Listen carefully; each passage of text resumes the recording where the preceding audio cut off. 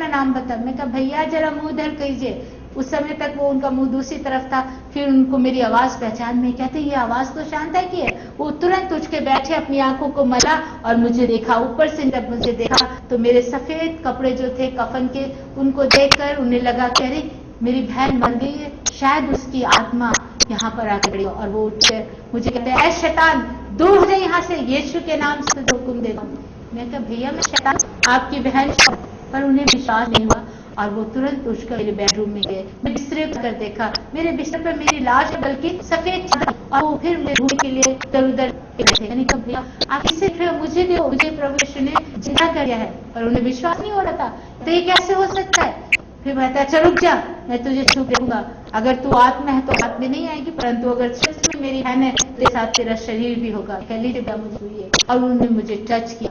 जब उन्होंने मेरा हाथ छुआ और उन्हें मेरा शरीर का स्पर्श हुआ, तब उन्हें विश्वास किया कि मैं शांत है। और थी प्रभु का धन्यवाद दिया, कहते प्रभु तेरा शुक्रिया कि तुमने मेरी बहन को जिंदा किया है। और वक्त वो जाके पादरी साहब को बता दिया। पादरी साहब भी आए मुझे देखने के लिए, और जब उन्हें मुझे दिखा तब उन्होंने कहा मैंने हजारों बाइबल से पढ़ के लोगों को बताया, 4 दिन के मरे हुए लाजर को जिंदा किया, जारस की बेटी को जिंदा किया, विवाह के बेटे को जिंदा किया। मैं था और सुना था, बहुत को बताता, लेकिन आज मैंने खुद अपनी आंख से देख लिया। प्रभु यीशु जीवित परमेश्वर, वो आज भी जिंदा कर है, वो क्योंकि जिंदा खुदा है। यूहन्ना 1:4 में कहा कि उसमें जीवन था और जीवन मनुष्य की होती था। यूहन्ना 5 और उसके 21 पद में कहा है परमेश्वर ने, पिता ने पुत्र को यह अधिकार दिया है कि जिसको चाहे वो उन्हें जिंदा कर सकता है। 25 पद में लिखा है वो समय आता है कि जब मुर्दे खुदा के बेटे का शब्द सुनेंगे, जो सुनेंगे वो जिंदा हो जाएंगे। तो इस तरह प्रभु ने मुझे दूसरी बार मौत से बताया, जिंदा किया। 8 घंटों के बाद मेरे मृतक शरीर में फिर से प्राण उसने डाले। ये उसकी बड़ी कृपा है मेरे ऊपर। उस दिन से मैंने प्रभु यीशु को अपना मुक्तिदाता ग्रहण कर लिया और कहा पहले वाली शांता मरी, ये मेरा दूसरा जीवन है, नया जीवन है। मुझे यीशु ने ये नया जीवन दिया। ये जीवन मेरा ही है, मेरे प्रभु का है। मैं उसको अर्पण करती हूँ। आज से मैं यीशु के लिए जीऊंगी, यीशु के लिए मरूंगी, उसी की खिदमत करूंगी।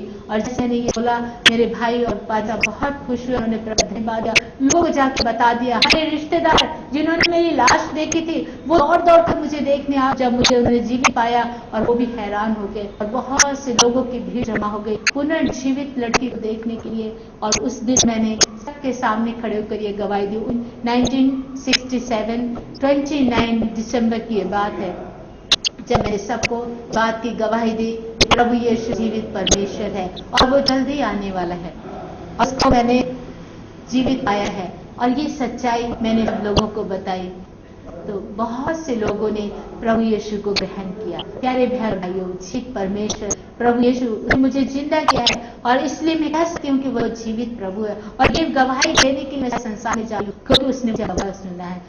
यशाया के 30 अध्याय उसके 10 पर लिखा है, तुम मेरे दास हो, तुम मेरे गवाह हो। मैंने तो इसलिए सुना है कि तुम मेरी प्रतीति करो और ये जान लो कि मैं ही जीवित परमेश्वर हूँ, मैं ही बात करता हूँ, मैं ही सब कुछ हूँ। मैंने तुम्हें गवाह बनाया। सच में मुझे प्रभु यीशु और अपनी गवाही की देने के लिए आज मुझे ये मौका दिया है। मेरे बहन और भाइयों, मैं सारे संसार में इस लक्ष्य लेकर निकल पड़ी कि मैं प्रभु यीशु की वो जीवित परमेश्वर है। जब मैंने ये अपना निर्णय अपने सारे परिवार वालों को के सामने बोला, लोगों को बताया कि आज से मैं यीशु की सेवा जाऊंगी, मेरे रिश्तेदारों को बहुत गुस्सा आया। उन्होंने मुझे और मेरे भाई को पकड़ लिया और मारना पीटना शुरू किया।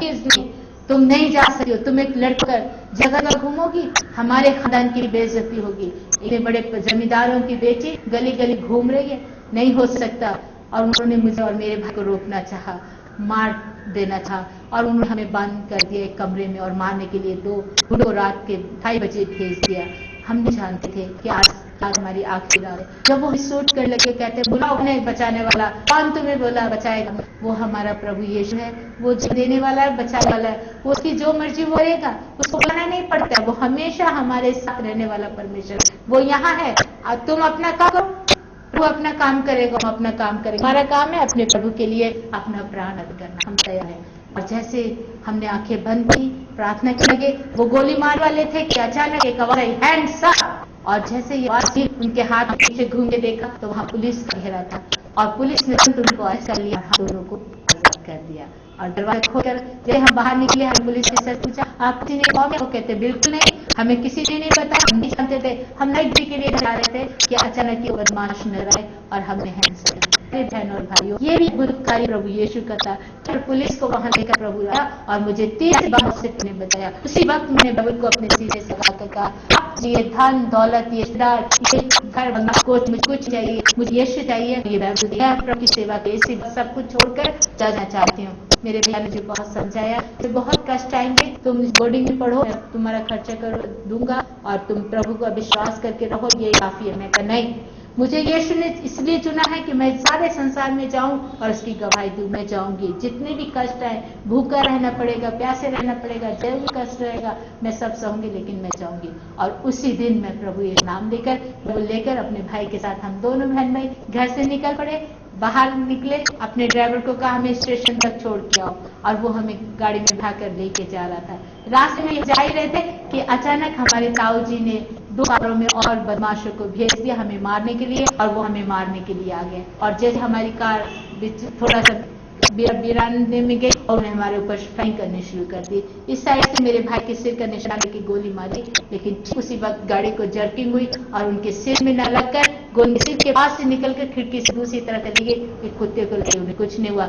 दूसरी बार उन्होंने फायर सिर का निशाना लिया, उस टाइम भी ऐसा लगा जैसे किसी हमारे सिरों को पीछे की ओर धकेल दिया। दूसरा फायर भी इस तरह बेकार चला गया। इस तरह 5 बार परमेश्वर ने मुझे मौत से बचाया और मैंने जान लिया कि प्रभु यीशु हमारे साथ है। अब हमें कोई डर नहीं है, कुछ भी हो जाए हम यीशु को नहीं छोड़ेंगे। वहां से हमने कार भी छोड़ दी और हम स्टेशन पे पैदल चले गए। सोचा जहां की भी गाड़ी मिलेगी वहीं चले जाएंगे और प्रभु का कार्य करें। जैसे स्टेशन पे पहुंचे तो हमारे सामने एक ट्रेन खड़ी हुई थी जो असम जा रही थी। हम नहीं जानते थे कि कहाँ जाना है, लेकिन जैसे वहां पहुंचे हमने कहा कोई बात नहीं, आसाम जाकर प्रभु का प्रचार करेंगे। मेरे भाई टिकट लेने के लिए हाथ में अपने पॉकेट में हाथ डाला कि पर्स निकालूं और टिकट लेके आऊं, लेकिन वहां पर उनका पर्स नहीं था। मनी पर्स घर में भूल कर आ गए। प्रभु अब क्या करेंगे, यहाँ तो पैसा भी नहीं है, कैसे आए, किसी ने। तभी परमेश्वर ने वहां एक और भाई को भेज दिया। बहुत ही अच्छे एक भाई थे मिस्टर रोहनदास। प्रभु ने उनको ठीक टाइम पर भेजा। उन्होंने कहा आप चिंता मत करो, मुझे पता है आपके रिश्तेदार आपको मारने वाले हैं और आप जल्दी से जल्दी दिल्ली छोड़कर कहीं चले जाइए। और उन्होंने जाकर 2 ट्रेन की टिकटें हमारे लिए रिजर्व करके दी और हमें ट्रेन में बिठा दिया। अभी हम ट्रेन पर उठे ही थे कि वो चलनी शुरू हो गई। मेरे भाई ने उनको कहा आपके पास कोई वहाँ एड्रेस है किसी पास्टर का तो हमें दीजिए। वो तुरंत लिखने लगे और जब उन्होंने एड्रेस लिख लिया और उसके साथ साथ कुछ मनी भी हमें देकर हमारी यात्रा के लिए रक्षा के लिए देना चाहते थे। इतने में ट्रेन इतनी फास्ट हो गई कि वो भागते भागते हमारे पास आए और हमें देना चाहा, लेकिन उनके हाथ से हम ना वो एड्रेस ले सके ना पैसे ले सके। तो बिना किसी एड्रेस के, बिना एक पैसे के हम लोग 5 दिन तक जर्नी, उस जमाने में 1968 में काफी मुश्किल था। ट्रेनों की सफर इतना अच्छा नहीं था और स्लो ट्रेनें थी। आसाम तक 5 दिन का सफर था, रंगिया जंक्शन तक, और बिना कुछ खाए पिए भूखे प्यासे बहुत मुश्किल था। और बहुत मुश्किलातों के बीच से मैं वहां पहुंची अपने भाई साधु किशन सिंह के साथ और सोचा वहां पहुंचने के बाद कहीं ना कहीं कोई पास्टर या कोई घर मिलेगा जहां हम जाकर खा सकेंगे, रोटी मिलेगी। लेकिन वहां पहुंचने के बाद कोई भी स्टेशन के आसपास ना कोई चर्च दिखाई दिया ना कोई क्रिश्चियन, और हमने बहुत ढूंढा लेकिन कहीं कोई ढूंढते ढूंढते ढूंढते सारा दिन लग गया, लेकिन कोई चर्च नहीं, कोई क्रिश्चियन नहीं। थक कर हम स्टेशन पाकर बैठ गए। पैरों में दर्द, 6 दिन हो गए थे उसके भूख से, बुरा हाल था। और शाम को बैठे स्टेशन पे दुखी होकर रो रही थी, अब क्या करेंगे, यहाँ कोई भी हमें नहीं जाता, कोई भी नहीं है, हम कहाँ जाए। तभी एक बूढ़े इंसान ने कहा आप किसको ढूंढे। हमने कहा चर्च या कोई क्रिश्चियन में है। उन्होंने कहा हाँ कोई नहीं है, 2 गांव में है, आप वहाँ जा सकते हैं, वहाँ पर क्रिश्चियन लोग मिलेंगे। हम लोगों ने चलना शुरू किया और चलते चलते चलते चलते रात के 10 बजे जाकर एक गांव में पहुंचे। हरिंगा है इस गांव का नाम, और वहाँ एक स्कूल के पास एक घर था। उसका दरवाजा खटखटाया और इस दरवाजा खटखटाया एक भाई निकला, उनका नाम फ्रेडरिक दत्त, वो वहाँ स्कूल मास्टर, और उन्होंने दरवाजा खोलकर पूछा आपन है। हमने कहा हम साधु किशन सिंह बहन कौन है और साधु सुंदर सिंह के भांजे और भांजी। इतना सुन के वो बहुत खुश हुए। उन्होंने बड़े प्यार से हमें अपने घर में बुलाया और उन्होंने खाना पकाकर रात 12 बजे हमें खिलाया। छठे दिन जाकर हमने खाना खाया। प्रभु का धन्यवाद। और उन्होंने हमारे लिए बहुत प्यार दिखाया, कपड़े भी दिए, खिलाया भी। और उनके घर हम 1 हफ्ता रहे और उसके बाद उन्होंने बताया हमें यहाँ में कहाँ चर्चे से आप जा सकते हैं। और बहुत जगह पे गए, कई लोगों ने ग्रहण किया, कईयों ने नहीं, आप हमारी मिशन के नहीं है, इस तरह बता दिया। उसी आसाम में हम बहुत कष्ट उठाए, भूखे रहे, ऐसे रहे। एक बार 7 दिन तक एक गांव में हमें भूखे रहा और एक जंगल के रास्ते में से निकलकर गुजरे। बहुत ही लंबा सफर था, उसमें से जाना था क्योंकि वो गांव सरुपत्थर उस एरिया में है, गोलाघाट डिस्ट्रिक्ट सरुपत्थर है। और उससे आगे दोमनी इकरानी गांव का नाम था। उस समय वो बियाबा जंगल के बीच में था और एक जंगल के रास्ते से हम गुजर के जा रहे थे। रास्ते में कोई हमें मार्ग बताने वाला भी नहीं था, रास्ता भटक गए। सारा दिन जंगल में घूम रहे थे और शाम हो गई, जब 4-5 बज गए, अंधेरा छा गया और हम बहुत घबराए। हे प्रभु, अब कहाँ जाए? तभी एक शेर के दहाड़ने की आवाज सुनाई दी। आंखें उठा के देखी तो सामने शेर खड़ा हुआ था। हे, अभी उसको देखकर मैं डर के अपने भाई के पीछे जाकर छुप गई। मेरे भैया ने कहा, डरो मत, ये कुछ नहीं है, ये परीक्षा है हमारी, ये शैतान है, अभी दूर हो जाएगा। बाइबल निकालो और बाइबल पढ़ो। और तुरंत मैंने अपनी बाइबल निकालकर 91 साम पढ़ना शुरू किया। जैसे मैंने 91 साम खोला, 91 जूर और पढ़ना शुरू किया, उसी वक्त वो शेर जो था वहीं पर बैठ गया और उसका मुंह भी बंद हो गया। और मैं हैरान देख रही थी कि प्रभु के वचन में इतनी शक्ति है कि शेर का मुंह भी बंद हो जाता है। और वो बैठ के उसी पीछे की तरफ झाड़ियों में चला गया और हमने अपने प्रभु का धन्यवाद किया। वो शेर किधर को गया, चलो चल के देखें। जहां वो शेर खड़ा था वहीं हम पहुंचे और झाड़ियों में इधर उधर देखा, लेकिन वहां कुछ नहीं दिखाई दिया। परंतु वहीं से थोड़ा सा दूर पे नजर उठकर देखी तो वहां एक रोशनी नजर आई और वो लाइट देखते हम सोचा जरूर वो कोई गांव होगा, जरूर जाते हैं। और हम लोग सीधे उसी ओर निकल पड़े। काफी थोड़ा दूर गए और वहां पर एक गांव आया और वहां एक चर्च था और उस चर्च में जाकर हमने प्रचार किया। लोगों ने आवाजें सुनी गाने की पहले और सारे लोग वहां जमा हुए। सबने वचन सुना। वचन सुनने के बाद बहुत अच्छा गाया, बहुत अच्छा लगा। वहां सब यीशु साई कह के हाथ मिलाते, हाथ मिलाया और सब अपने घरों चले गए। किसी ने नहीं पूछा आप कहाँ से आए हो, आप क्या खाओगे, आप कहाँ रहोगे। उनके सबके चले जाने के बाद मैं बहुत दुखी हो गई और मेरी आंखों में आंसू आ गए।